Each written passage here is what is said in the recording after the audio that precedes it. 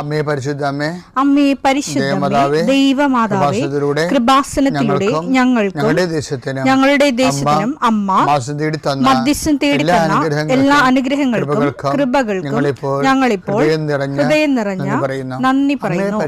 അമ്മേ പരിശുദ്ധമേ, ദൈവമാതാവേ, 2004 ഡിസംബർ 7 ഉച്ചകഴിഞ്ഞ് 2:30 കൃപാസനത്തിൽ സംഭവിച്ച അമ്മയുടെ പ്രത്യക്ഷപ്പെടലിനെ കുറിച്ച് തിരുസഭയ്ക്ക് സമർപ്പിച്ചിരിക്കുന്ന പഠനരേഖകളുടെ മേൽ സഭാത്മകമായ പഠനം ആരംഭിക്കുവാൻ ഞങ്ങൾ പ്രാർത്ഥിക്കുന്നു. അമ്മേ പരിശുദ്ധമേ, ഭൂസ്വർലോകങ്ങളുടെ രാജ്ഞിയായ അങ്ങേയ്ക്ക് ഭൗമസംരക്ഷണത്തിനായി പ്രപഞ്ചപ്രകൃതിയെ തന്നെ തിരുസഭ പ്രതിഷ്ഠിക്കുവാൻ ഈ പ്രത്യക്ഷീകരണം വഴി ഇടയാക്കണമേ. പരിശുദ്ധമേ, ജപമാല മാതാവേ, സകല കൃപാസനം പ്രാർത്ഥനയോടും ചേർത്ത് ഞങ്ങളിപ്പോൾ പ്രാർത്ഥിക്കുന്ന ഈ കുടുംബത്തിന്റെ പ്രത്യേക നിയോഗം പറ മക്കളെ.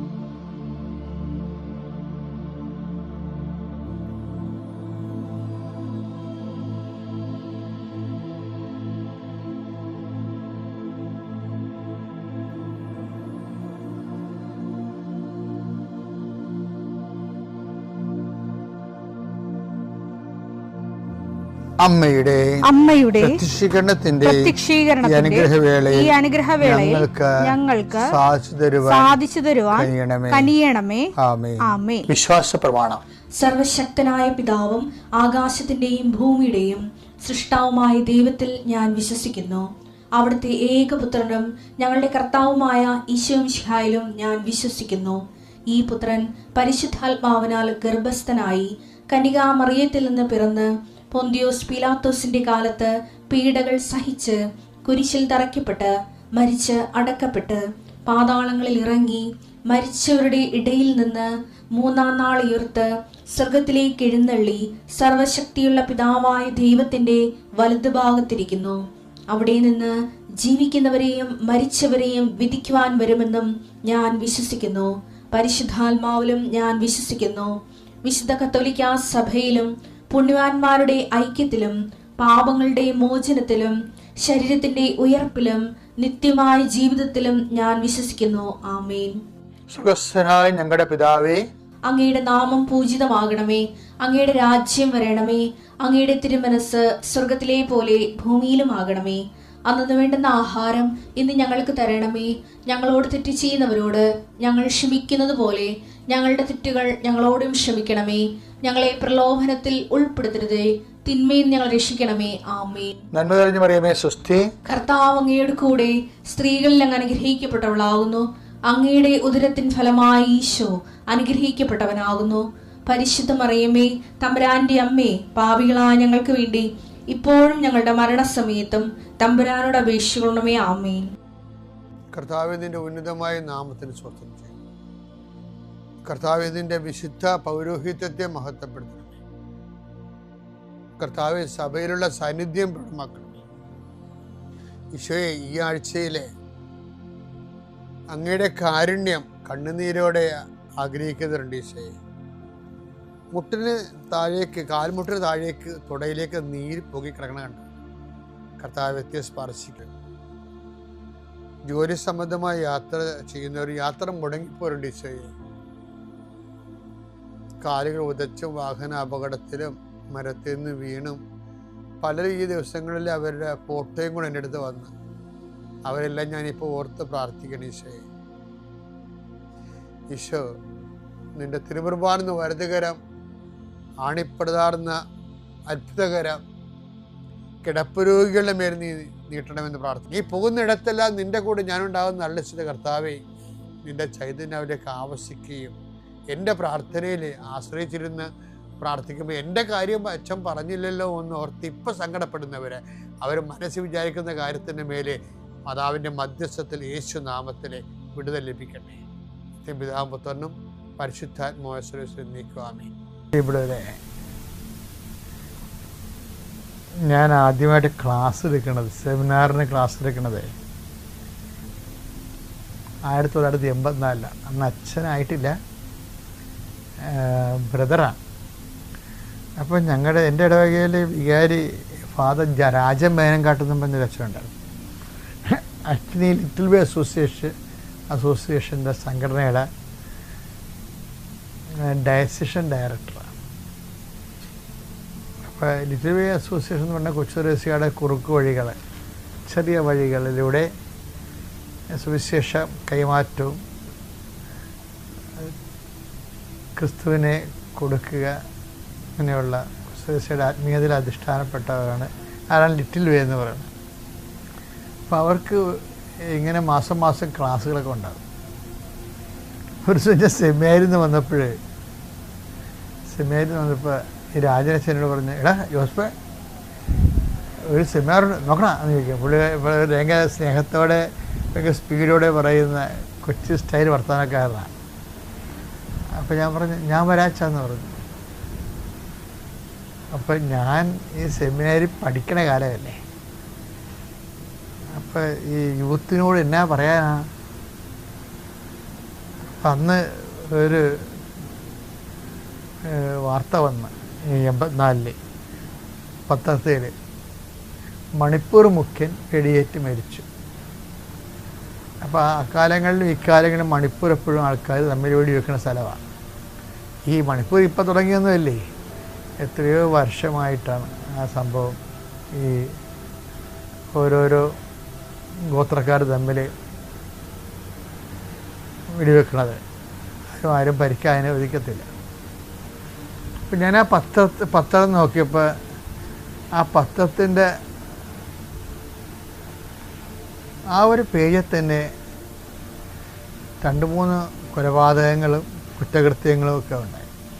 ഇന്നത്തെ പോലെ വലിയ ബോംബൊന്നുമില്ല അന്ന്. മനുഷ്യ ബോംബും അങ്ങനെയുള്ള കാര്യങ്ങളില്ല. 84 ചെറുകിട പരിപാടികളൊക്കെയാണ് ഉള്ളത്. കെട്ടും കുത്തും.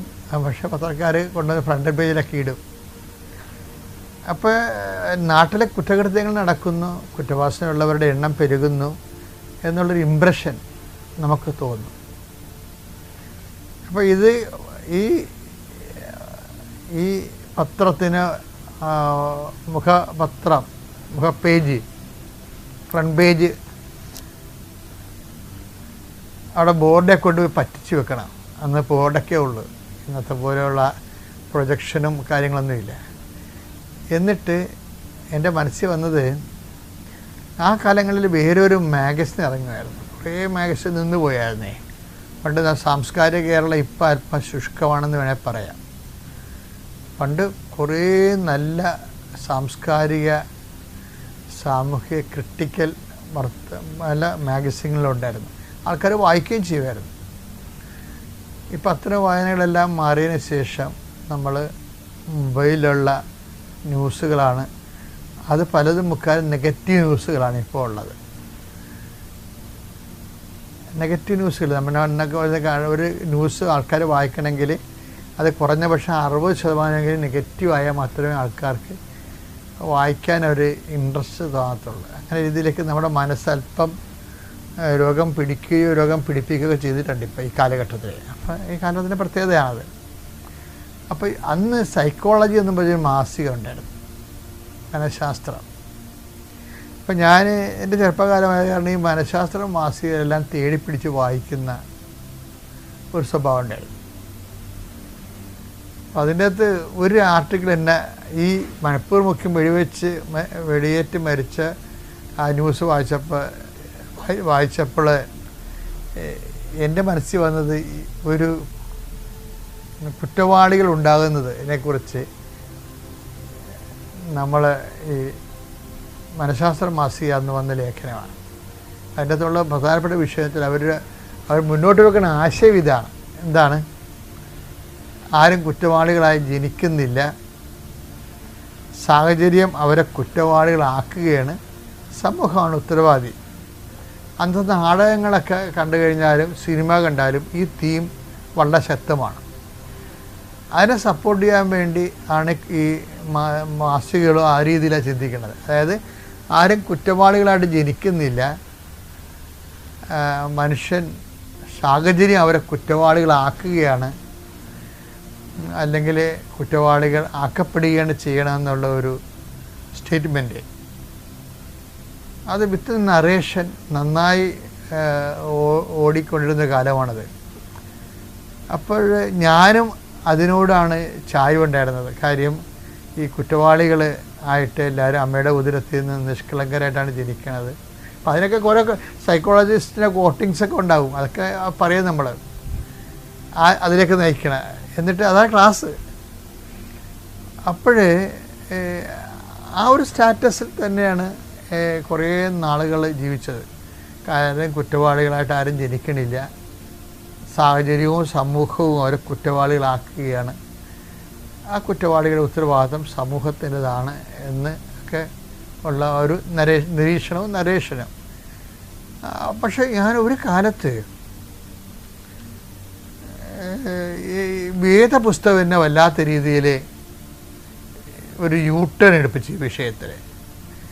വേദപുസ്തകത്തിൻ്റെ ഒരു അനുഭവം എന്ന് പറയുന്നത് സാഹചര്യം ആണ് കുറ്റവാളികളെ സൃഷ്ടിക്കുന്നതെന്ന് പറയുന്ന മനുഷ്യൻ്റെ സാമൂഹികമായിട്ടുള്ള ഒരു സമീപനത്തിൻ്റെ അപ്പുറത്ത് അതിന് ആ ഒഴുക്കിനെതിരെ നീന്തണതാണ് വേദപുസ്തകത്തിൻ്റെ പ്രത്യേകത. വേദപുസ്തകം പറയണത് സാഹചര്യം എന്ന് പറയണത് പോലും നമ്മൾ സൃഷ്ടിക്കുന്നതാണെന്നാണ് പറയണത്. സാഹചര്യം മനുഷ്യനെ സൃഷ്ടിക്കുകയല്ല, മനുഷ്യൻ സാഹചര്യത്തെ സൃഷ്ടിക്കുകയാണ്. അത് വല്ലാത്ത ഒരു വെളിപാടാണ്. ഈ പൗലോസിൻ്റെ നിരീക്ഷണമാണത്. സാഹചര്യം മനുഷ്യനെ സൃഷ്ടിക്കുകയല്ല, മനുഷ്യൻ സാഹചര്യത്തെ സൃഷ്ടിക്കുകയാണ്. കാരണം ദൈവം നിറയുന്നൊരു മനുഷ്യൻ, ദൈവം എടുത്ത് ഉപയോഗിക്കുന്നൊരു മനുഷ്യൻ, ദൈവത്തിൻ്റെ ഒരു ടൂളായ മനുഷ്യൻ, അവൻ ദൈവസ്നേഹത്താൽ സാഹചര്യങ്ങളെ സൃഷ്ടിക്കും, അല്ല സൃഷ്ടിക്കണം എന്ന കാഴ്ചപ്പാടാണ് പൗലോസിൻ്റെ വേർപാട് ഈ ഫെയർവെൽ സ്പീച്ചിലുള്ളത്. അത് പൗലോസിൻ്റെ ഫെയർവെൽ സ്പീച്ച് മനോഹരമാണ്. അപ്പം നമുക്ക് ഇന്നും നാളെയൊക്കെ നമ്മുടെ പൗലോസിൻ്റെ ഫെയർവെൽ സ്പീച്ചിൻ്റെ ഇടിവെട്ട് സന്ദേശങ്ങളെയാണ് എടുക്കുന്നത്. 2 തിമോത്തി 4:6 ഞാൻ ബലിയായി അർപ്പിക്കപ്പെടേണ്ട സമയം ആസന്നമായിരിക്കുന്നു. ബലിയായി അർപ്പിക്കപ്പെടേണ്ട സമയം ആസന്നമായിരിക്കുന്നു. എന്റെ വേർപാടിന്റെ സമയം സമാഗതമായി. ഞാൻ നന്നായി പൊരുതി എന്റെ ഓട്ടം പൂർത്തിയാക്കി വിശ്വാസം കാത്തു. ഇതിൻ്റെ അകത്ത് വരുന്നതിൻ്റെ 2 തിമോത്തി 4:2 വായിച്ചേ. വചനം പ്രസംഗിക്കുക. അതാണ് തിമോത്തി കൊടുക്കുന്ന ഫെയർവെൽ ഓപ്ഷനാണ്. അദ്ദേഹം പിരിഞ്ഞു പോവുകയാണ്. പിരിഞ്ഞു പോകുമ്പോൾ പൗലോസ് ഈ തിമോത്തിയസിൻ്റെ പ്രത്യേകം പൗലോസ് ഒരു സൂര്യനായിരുന്നു, അദ്ദേഹം ഒരു ചന്ദ്രനായിരുന്നു. പൗലോസിൻ്റെ വചനങ്ങൾ കേട്ടും പൗലോസിനെ സഹായിച്ചും പൗലോസ് പറയണത് പഠിപ്പിച്ചും ഒക്കെ തിമോത്തി ജീവിക്കുകയായിരുന്നു. ബിഷപ്പായിരുന്നു അദ്ദേഹം. പക്ഷേ സൂര്യനും ചന്ദ്രനും പോലെയുള്ള വ്യത്യാസമുണ്ട്. അപ്പോൾ സൂര്യൻ മറയാൻ നേരത്തെ ചന്ദ്രനോട് പറയുന്ന വർത്തമാനമാണ്, ഞാൻ മറഞ്ഞു എന്ന് വിചാരിച്ചുകൊണ്ട് നീ പ്രകാശിക്കാതിരിക്കരുത്. ഇത് മനോഹരമാണെന്നറിയാമോ? ഞാൻ മറഞ്ഞു എന്ന് വിചാരിച്ചുകൊണ്ട് പൗലോസ് എന്ന സൂര്യൻ മറഞ്ഞു എന്ന് വിചാരിച്ചുകൊണ്ട് തിമോത്തി എന്ന ചന്ദ്രൻ പ്രകാശിക്കാതിരിക്കരുത്. നീ കർത്താവിൽ നിന്ന് നേരിട്ട് പ്രകാശം സ്വീകരിച്ച് മറ്റൊരു സൂര്യനാകുന്നൊരു സമയമാണിത്. ഫെയർവെല്ലിൽ പറയണതാണത്.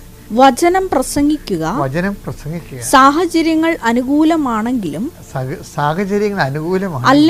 അല്ലെങ്കിലും ജാഗരൂകതയോടെ വർത്തിക്കുക. ജാഗരൂകതയോടെ വർത്തിക്കണം. പക്ഷേ ഈ വചനം പ്രഘോഷിക്കാൻ സാഹചര്യം അനുകൂലമാക്കാൻ വേണ്ടി കാത്തിരിക്കരുത്. അതാണ് വിഷയം.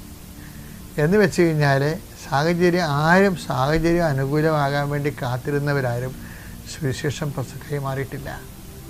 കർത്താവ് പറഞ്ഞ